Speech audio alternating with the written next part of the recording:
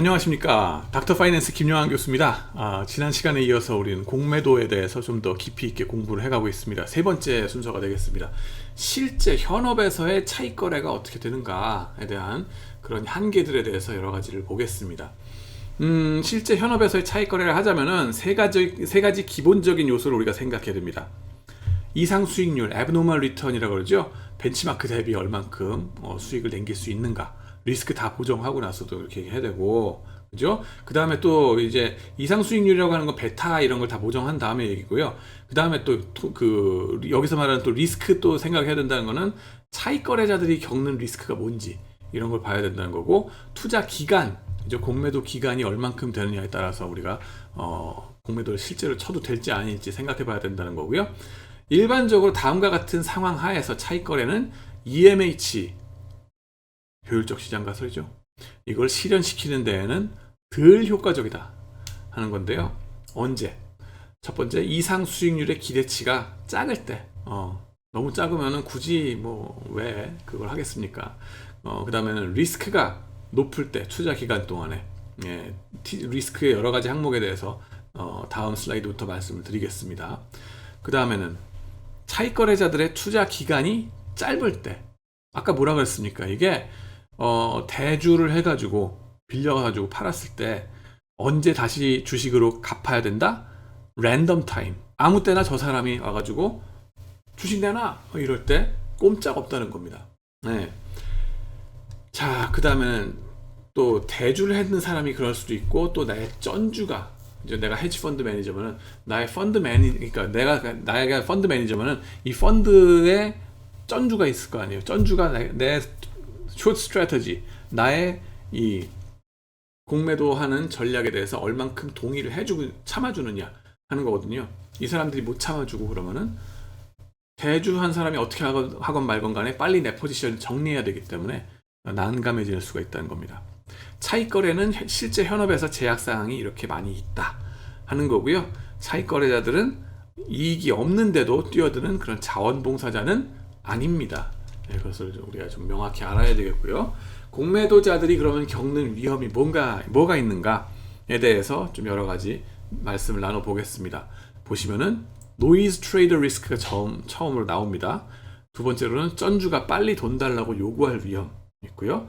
세 번째로는 주식 대여자의 빠른 상환 요구, short squeeze라고 하는 거 우리 다 아시죠 이제는. 그 다음에 주식 대여자 자체의 부재하는 거, 그 다음에는 정부 당국의 갑작스러운 공매도 금지, 이런 거에 대해서 여러 가지 리스크가 있다 하는 거 보시겠습니다.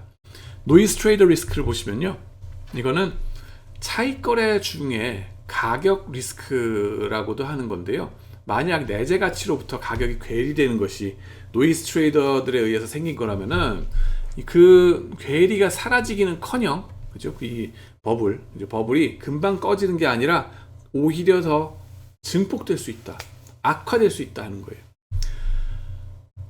증폭되면요, 좀 이따가 또 그림으로 또 설명을 드릴게요. 그다음에는 차익 거래자의 투자 기간이 짧다면 그게 실제적인 위험이 됩니다. 이 공매도자 입장에서는 이 괴리된 기간이 막 오래 걸린다, 몇 달 걸린다 그러면 정말 난감한 상황이 될 수 있다. 잘못해서 괴리 현상이 악화일로로 치닫다 보면 차익 거래자들이 폭망하는 상황까지도 갑니다. 예로 들어 보이는 것이 유비드라는 회사하고 PC몰의 경우가 되겠습니다. 화이트 노이즈 트레이더 그래가지고, 노이즈가 뭔데? 여러분들 이제 저 같은 세대 이제 70, 80 세대는 노이즈라는 그룹을 생각하실 텐데, 그 화이트 노이즈에서 온 거죠. 공학 용어입니다. 그래서 화이트 노이즈.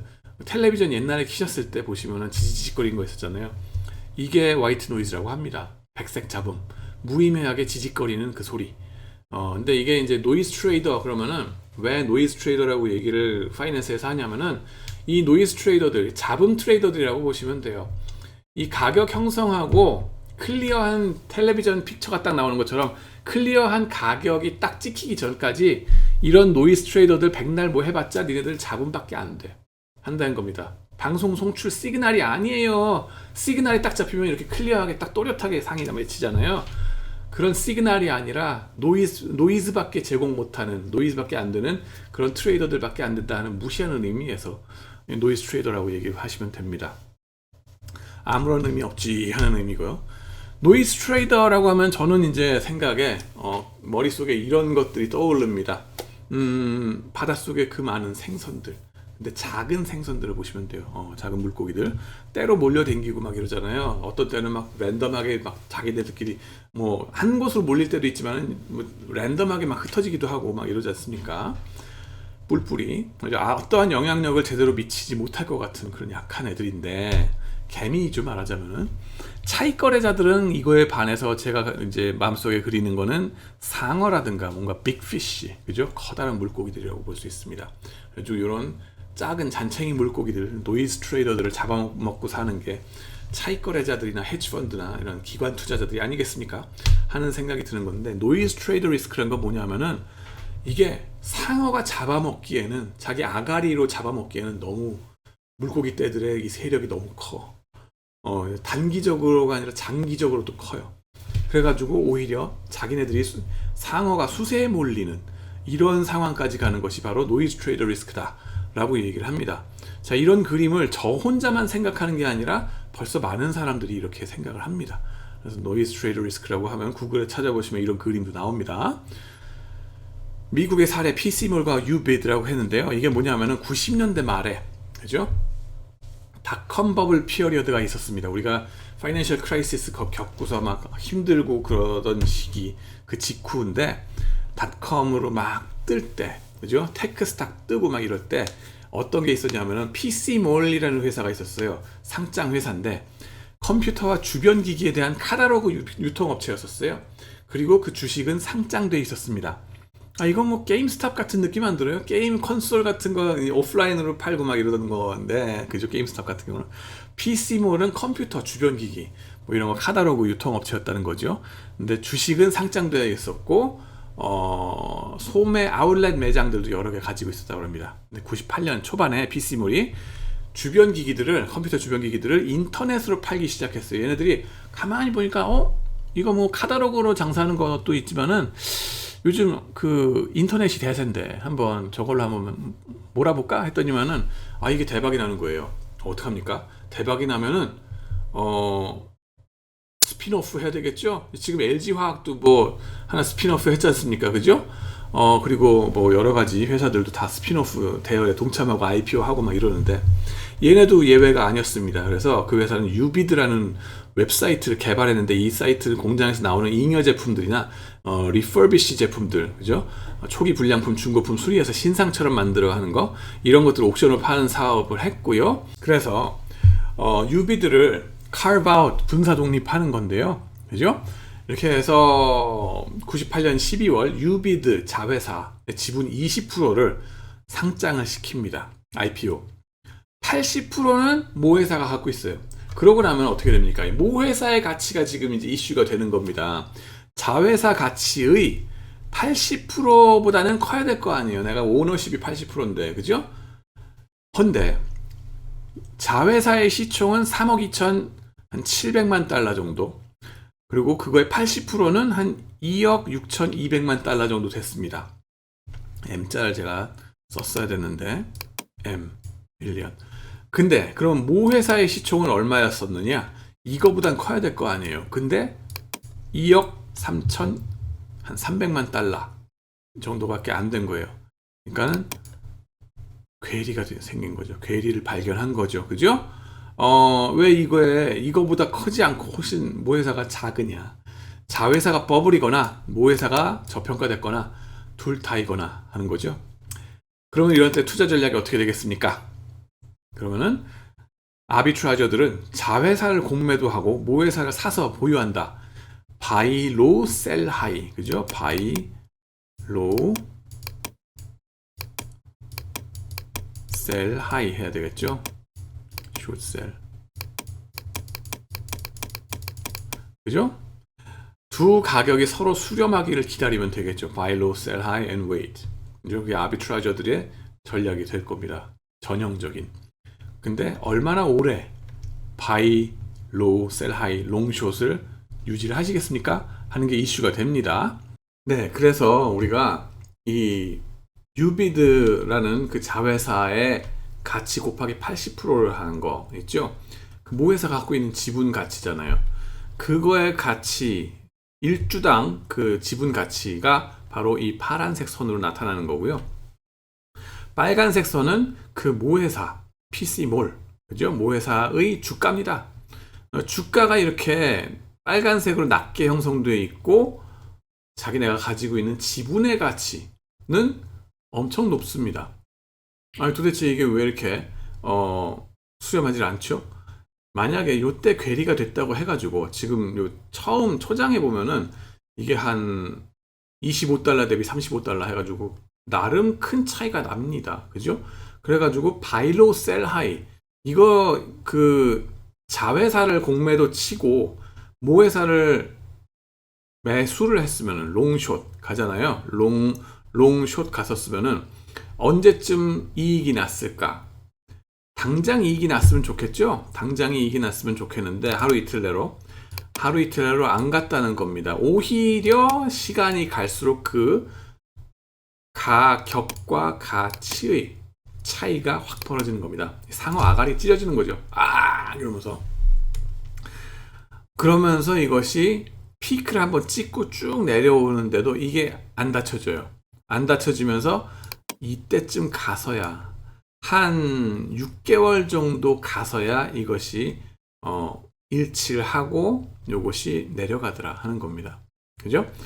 그래서 만약에 차익 거래를 한답시고 롱숏 포지션을 했을 경우 손익이 어떻게 났을까? 시간적으로 쭉 보면은 엄청나게 손실을 달러 손실이죠.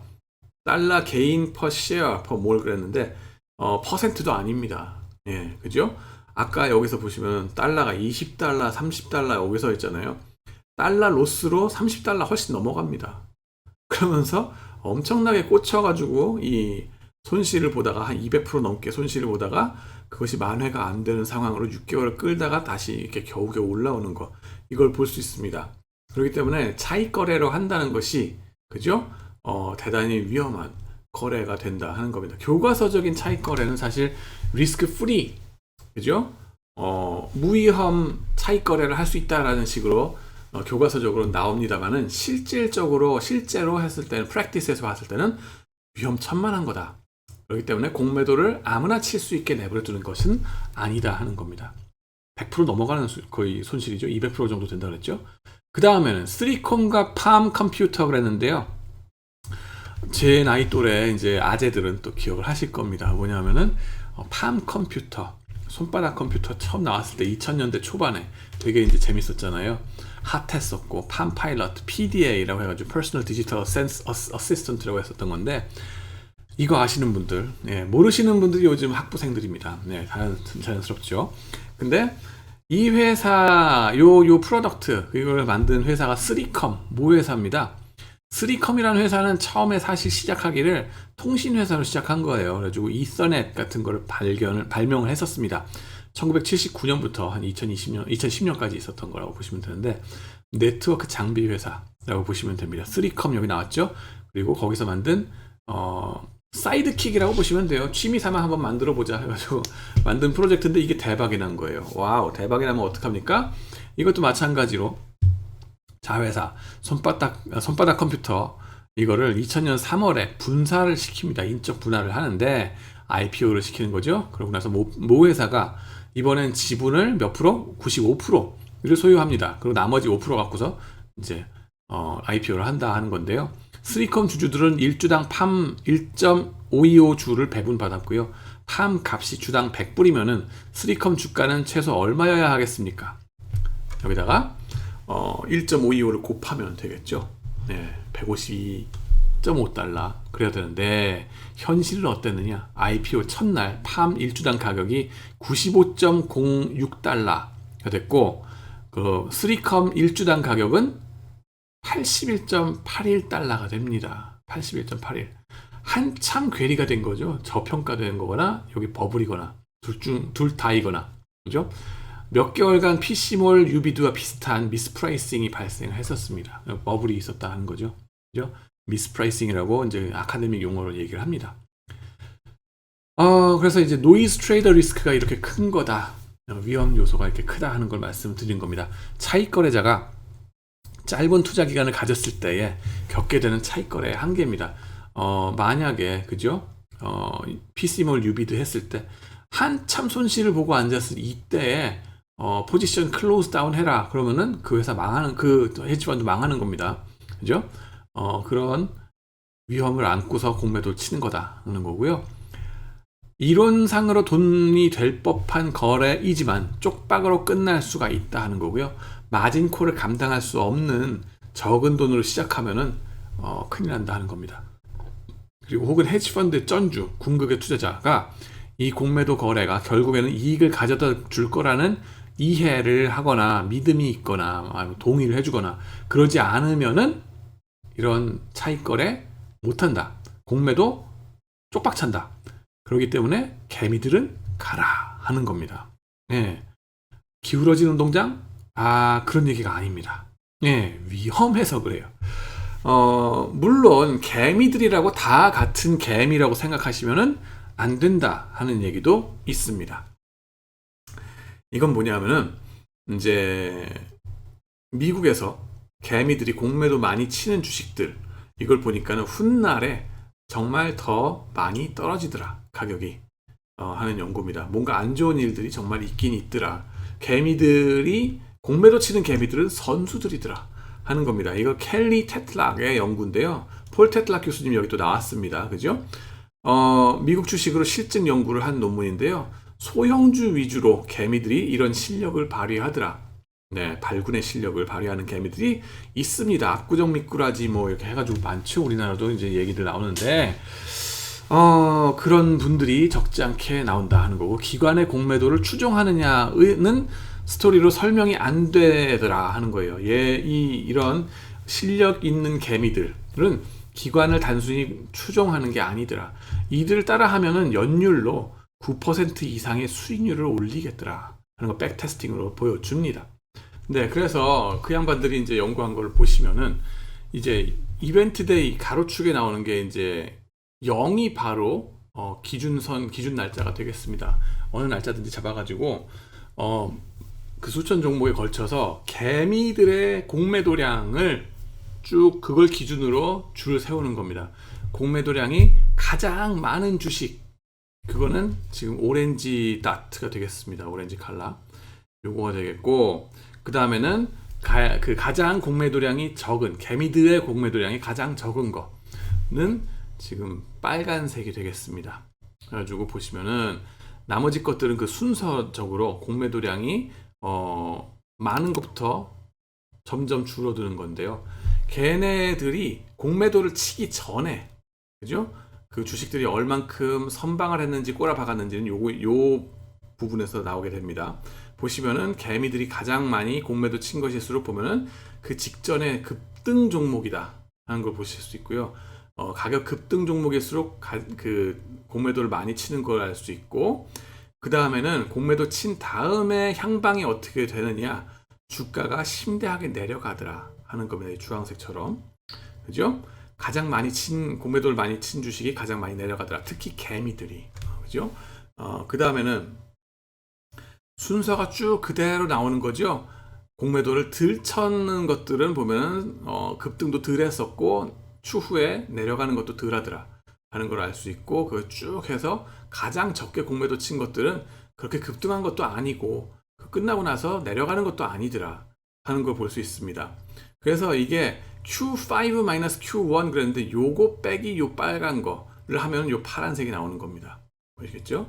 그래가지고 그 개미들이 공매도 많이 친 거 그죠? 그거를 또 이제 보면은 그거를 사고 그죠? 공매도 많이 친 종목을 사고 공매도 가장 적게 친 거를 팔고 거꾸로 가는 거죠. 그 고수 개미들의 하는 거를 거꾸로 하면 어떻게 되느냐? 이렇게 파란색처럼 더욱더 밑으로 깔려서 돈을 잃어버린다 하는 겁니다. 즉 이 고수 개미들을 따라하면은 이만큼 돈을 벌었겠다 하는 거죠. 그죠? 돈을 많이 벌었겠다 하는 겁니다. 개미라고 해서 다 같은 줄 알면 안 된다 하는 메시지가 되는 건데, 미국에 대해서도 그렇게 연구가 있고요. 그다음에는 한국 개미들에 대한 연구도 또 이관희 교수님, 서울대에 계신 분이 이렇게 해주셨습니다. 우리 교수님께서 이제 쓰신 책, 이것이 공매도다. 그 책 있죠? 명저입니다, 명저. 한번 꼭 공부하시고 그걸 읽으시고 그러시기 바랍니다. 강력 추천드리는 책인데요. 거기에 또 이제 이 교수님이 쓰신 논문도 소개가 됩니다. 보면은 개미들이 공매도에 많이 치는 주식들이 훗날 정말 떨어지더라 하는 연구입니다. 그래서 이제 한국 주식들로 실증 연구를 한 거고요. 늘 여러분들 궁금해 하시잖아요. 한국은 뭐 미국은 그렇다는데 한국은 다르냐?